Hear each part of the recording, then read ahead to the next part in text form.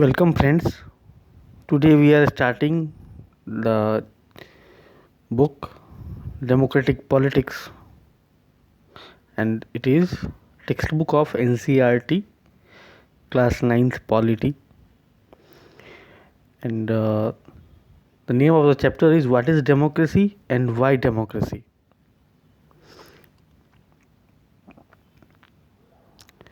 So let's understand what is democracy.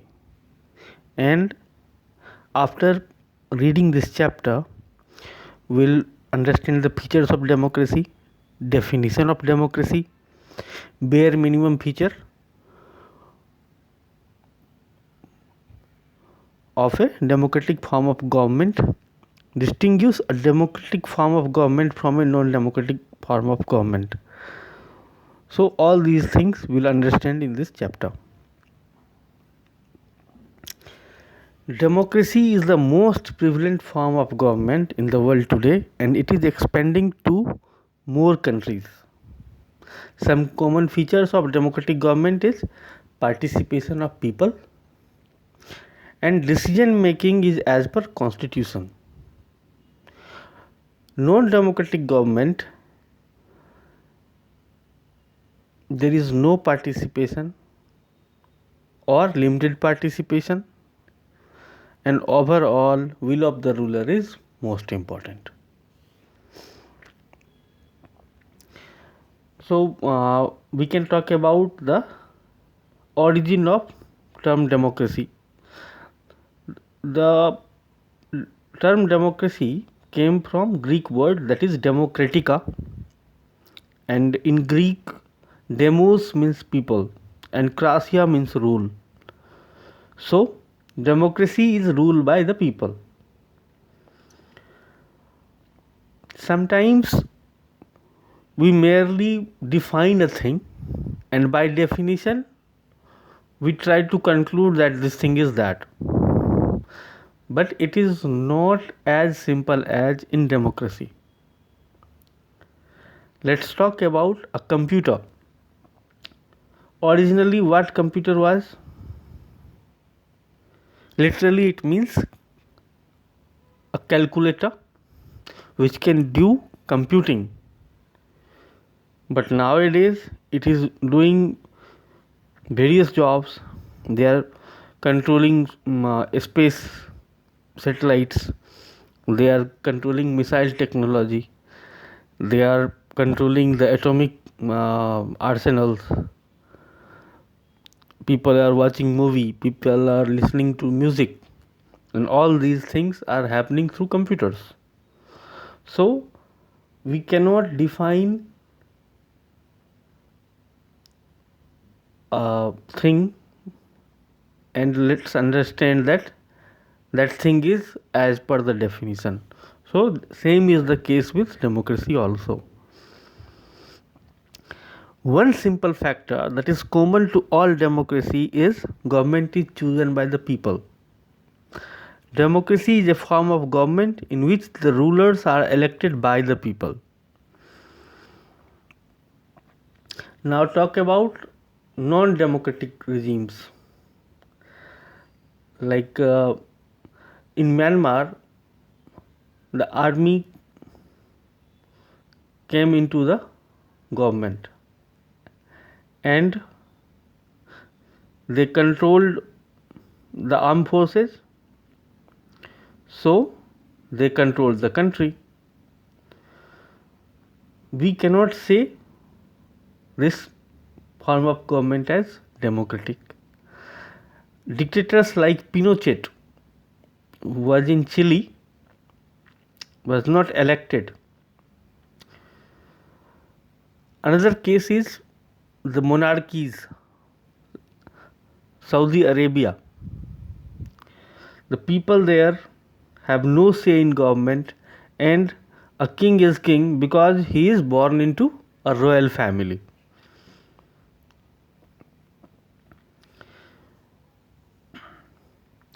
We would end up calling almost every government that holds an election as democracy, but it is misleading.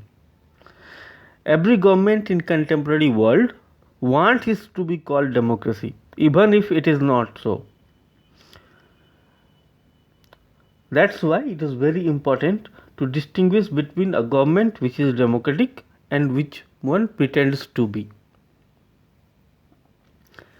Some important fact as a child raised into your chapter is democracy gives every man the right to be his own oppressor. Like if oppression is happening in democracy, that is because of us. If we are choosing our oppressor, that's why we are being oppressed. Democracy consists of choosing your dictators after they have told you what you think it is you want to hear.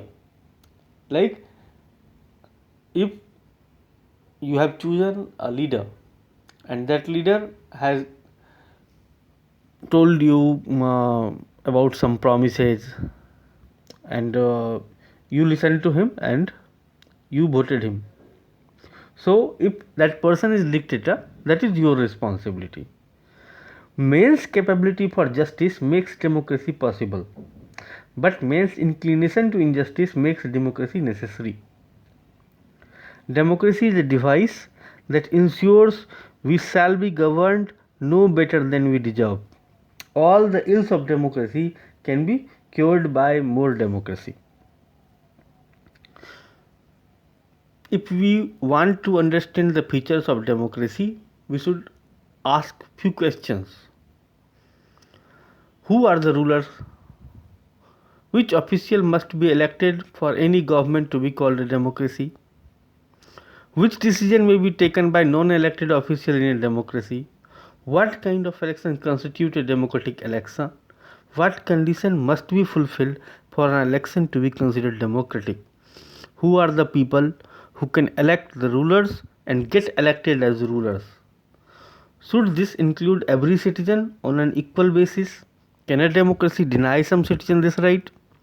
Finally, what kind of form government is democracy? Can elected rulers do whatever they want in democracy? These all are the questions which, when we ask, then we'll get the true picture of democracy. Let's talk about Pakistan. In Pakistan, Army General Pervez Musharraf led a military coup in October 1999, declared himself Chief Executive Officer.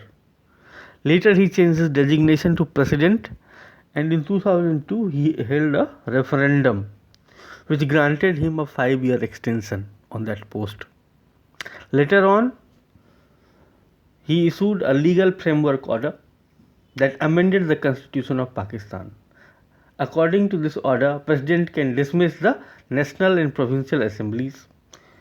The work of civilian cabinet was supervised by National Security Council dominated by military officers. After passing laws, elections were held. So, people chosen their representative. They had some limited power, but the real power rested with the military top brass and General Pervez Musharraf himself. Can we think it is a democracy? In democracy, the final decision making power must rest with those elected by the people. Persons who are chosen by the people, if they are getting the right to decide for people, then only it is a true democracy. Let's talk about China. In China, elections are held every 5 years, and there is a National People Congress, and National People Congress has power to appoint the president. It has nearly 3,000 members. Some members are elected by the army. Before contesting election, candidate needs approval of Communist Party of China, and how can this country be called democratic? Because things are controlled. Even multi-party system is there in limited way, but government is always formed by Communist Party of China. Let's talk about case of Mexico. Got independence in 1930. Mexico holds election every 6 years to elect its president. There is a political party, its name is Institutional Revolutionary Party, and it was winning all the election till 2000. Opposition party did contested there, but never managed to win. All the government official has to attend party meetings. Teachers of government school used to force parents to vote for the PRI. Media largely ignored the activities of opposition political parties and always criticized them. Even the polling booth was changed at moment so that voting could not take place properly. And PRI had a large money from corruption. It used for electoral purposes. Democracy must be based on a free and fair election where those currently in power have a fair chance of losing. This is the important idea. One person, one vote and one value. In earlier classes, we have studied about universal adult franchisee. For getting this universal adult franchisee, a struggle happened in various countries. But until 2050, in Saudi Arabia, women did not have the right to vote. Estonia has made its citizenship rule in such a way that people belonging to Russian minority find it difficult to get the right to vote.